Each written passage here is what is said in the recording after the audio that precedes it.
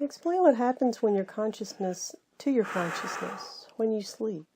We've explained that before. It's a sub-level. Okay, so consciousness does not need to sleep. The body itself tires and needs to repair itself. The interface between consciousness and the body, the brain network, needs to repair itself. It can only go so long, and then it needs to rest and repair and reprocess and reestablish its networks, and sometimes realignments occur. But the consciousness doesn't sleep. And you can't turn consciousness off. You just don't turn it off. It goes somewhere else, and it finds something to do, because consciousness does not want to be bored. And that's why when you consciously,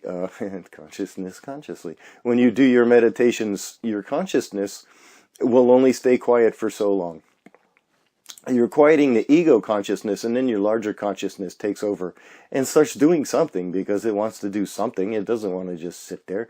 It wants to be consciousness, and consciousness wants to operate. So when you sleep, your body shuts off, and your consciousness is like, well, this is dumb. I don't want to be here. So it's going to go into the lower astral, which is not quite fourth density collective. There's an energy sub-level. Okay, so let's imagine this. Todd can see what's happening now. So the fourth density collective exists around the earth now. And it is a golden aura of light. And this is the fourth density. Right below that, so it would be like the atmospheres of your planet. As you move outwards towards the vacuum of space, your atmosphere becomes lower and lower and less and less and less and less, until you can't breathe, you pass out, and then there's nothing there.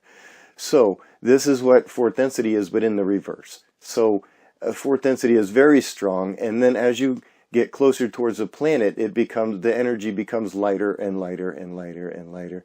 Okay, so when consciousness dreams, it goes to this lower energy threshold, not into fourth density, because that would mean that the body has ceased to function, and then you were completely immersed. However, you're still attached to your body through the thread that keeps you attached. As long as your heart is beating, you're alive. And as long as your brain is active and has energy within it, you are alive. You're not dead yet. Yeah, sometimes people have near-death experiences where they think the body has ceased to function, and they're like, I'm out of here. But, it's not done yet. You got to go back.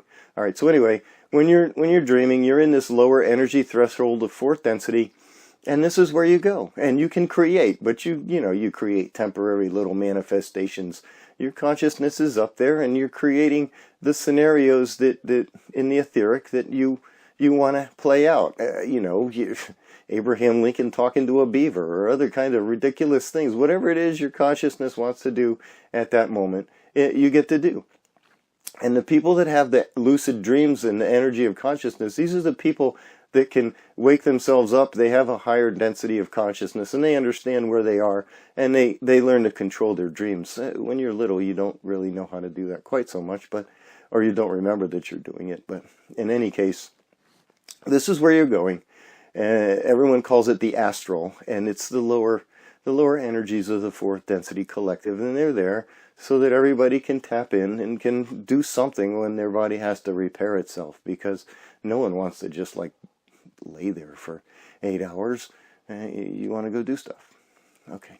Did I answer that question? Well, what about dreams that seem very real, or almost feel like they're part of another life? Okay, so that does happen now. The consciousness, it can go up. We're talking higher density consciousnesses that are having very vivid dreams, and they can be remembering other experiences, because when they're outside of the body, they can bypass the veil, and they can access some of their memories. And these are the ones that are going to feel very, very real. This one here, Todd, he has had several dreams that are from past lifetimes. And when he had his very first session, we had prepared him for that session. We didn't want it to be a shock, because we knew that he was going to be right there listening to the session, and we didn't want him freaking out on the table. So we prepared him for what was coming with the Roman lifetime and the space lifetime, and we were preparing him because we knew this was coming. And this is how we did that. We would bring him into the astral, and then we would help direct his dream state with him. And some of these were actual training scenarios where he was releasing his negative polarities in the dream state prior to the session, so that the session could go and we could get him in the light chamber, and he could ascend beyond the control. So the dreams that seem very real are either past life memories, or you're lucid dreaming. You're in the dream and you are directing the dream where you want it. And as you do that, you're pulling more energy from the fourth density collective into your construct, and you're creating what you want. And it can seem very, very real. And the dreams that seem very real are the ones, most of the time, not all of the time, are the ones that you wake up out of unexpectedly, when you're in the middle of it, and the next thing you know, you're awake and back in your body, and you're like, oh my God, that was so real. Or the alarm goes off, or something, something wakes you up, brings you back into your body. Did we answer that? Is there a difference in energy when you are actively dreaming? Oh, sure. Yeah. Like we said now, it's the reverse of the atmosphere. As you get closer to the earth, the collective conscious energy, the etheric energy of the fourth density collective becomes thinner and thinner. So you can go in various levels. The deeper sleep you are, the more you're immersed in the energy, and the more... there's phases of sleep where nothing's occurring and you're just kind of floating around and stuff, and you're not going to remember any of that because you're in a very, very low energy level in the collective. And then you get bored and you're like, all right, I need to do so. You start dreaming, and you dream ridiculous things. And those are when you're actively dreaming. The ones that are going to feel very, very real are going to have some component of a past experience, where you're going to be experiencing something from a past lifetime, and you can embellish it, of course. You can change it to whatever you want it to be, so that it makes sense to you. And these are also the platforms where healing work takes place in a lot of consciousnesses. There's things that need to be reconciled within the consciousnesses. For the ones that are ascending with the diverging construct, they need some reconciliation, and we're working with all of them to get them prepared and ready, and their awakening commences, and then they start on the path consciously and in their dream state at the same time, and then we can get them to move where they're supposed to move, because there's so many that have been here for so very, very long, caught in the polarities. And it's time, and we've decided it's time, and we're making it happen.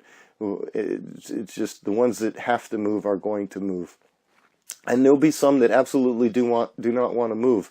And we'll determine that through these dream state interactions. And the ones that don't want to move won't wake up. And they'll stay immersed, and they'll stay right where they are, because they have forever. And that's okay. Okay, next question.